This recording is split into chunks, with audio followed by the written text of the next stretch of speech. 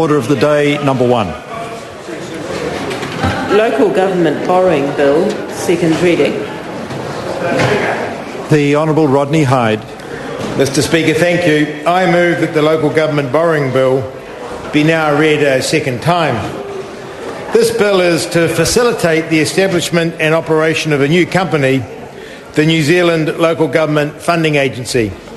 The funding agency will issue local government bonds to investors and on-lend the funds raised to participating local authorities to meet their funding needs. This pooled approach will assist local authorities to borrow funds at lower interest rates than they can now achieve.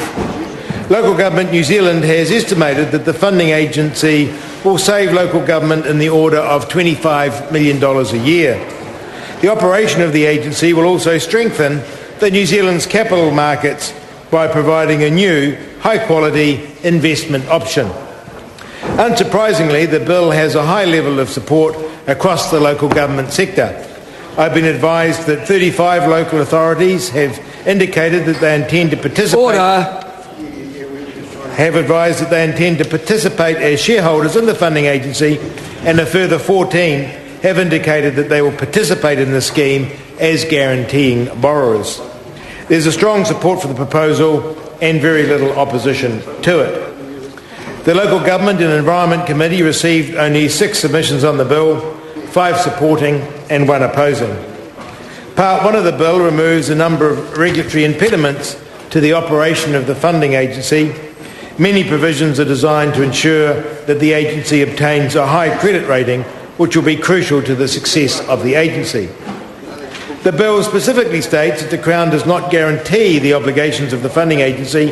However, it gives the Minister of Finance authority to lend money to the agency in exceptional circumstances. This authority expires after 10 years. Part 2 of the bill authorises the Auckland Council to borrow in foreign currencies. This overrides the provision in the Local Government Act 2002 that prohibits local authorities from borrowing in foreign currencies. To maintain a high credit rating, the funding agency will not be able to lend disproportionately to one council. Therefore, because of its significant borrowing requirements, Auckland Council will need to continue some borrowing outside the agency.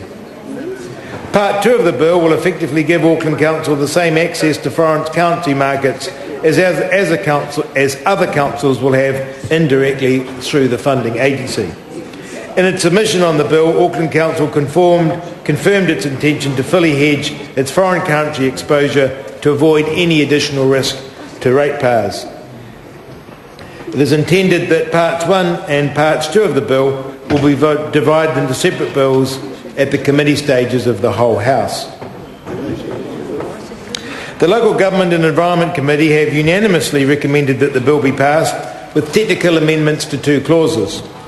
The first amendment is to Clause 2, the commencement clause. The Regulations Review Committee raised an issue with the current open-ended commencement for Part 1. The Select Committee has proposed an alternative that would provide a specified commencement date for Part 1 while still allowing sufficient time for the funding agency to be incorporated before Part 1 comes into force.